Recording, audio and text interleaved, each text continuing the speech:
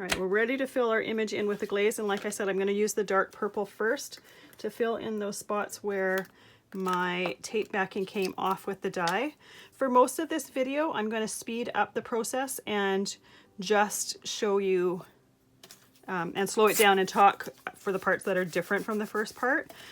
It can get a little bit tedious watching someone pull backing off of tape, so rather than have a really long video and most of it is me pulling a backing off, I figured I might as well, I can see a spot I missed there. I might as well just speed it up and you can just watch the process.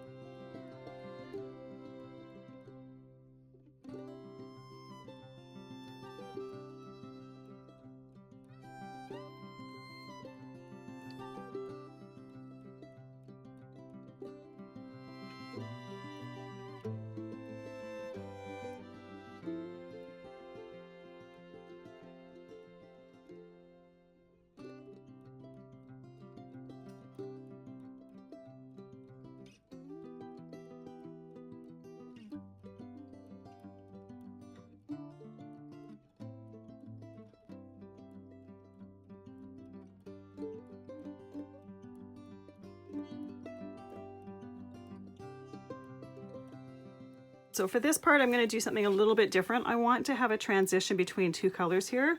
So from this one here, I did the picked raspberry to saltwater taffy. And in this one here, I want to do wilted violet to picked raspberry. So what I'm going to do is I'm going to use a scoop to put the powder towards the edge here. And I'm trying not to get too much powder on it because A, I don't want to cover the entire thing, and B, we're not going to be able to use any excess powder that comes off because it's going to be a combination of the two colors.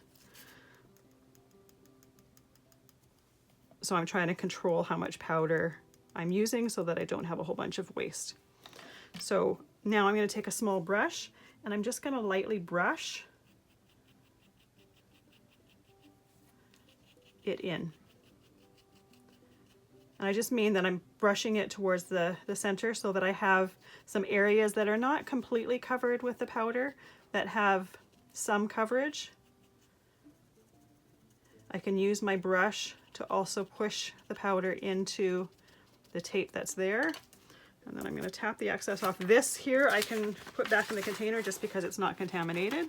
I haven't added the other color yet. Now I'm going to close, and I'm not going to emboss yet. That container is giving me a hard time. It doesn't want to close properly. So I'm not embossing yet. What I'm going to do is add the pink first.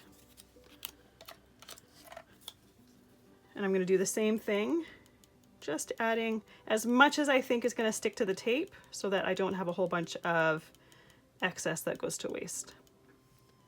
There we go. I'm going to use my brush to brush it around again as well. And typically I clean my brush between different colors while I'm doing this. I'll just kind of brush it against my shirt or whatnot just to get some of the excess powder off. Now I'm going to burnish it. I need a new piece of backing. So I'll take a piece off here. Now I'm going to burnish it. Make sure that it has some good contact with the tape, and then brush the excess off. This is a mixture of the two, so I'm going to toss that. And now I'm going to emboss.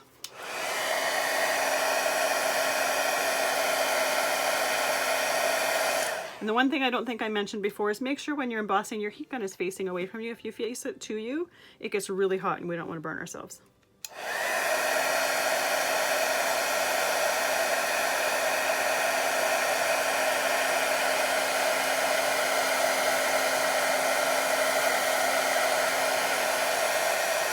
There we go. By doing that, we just get a really nice transition between the two colors there.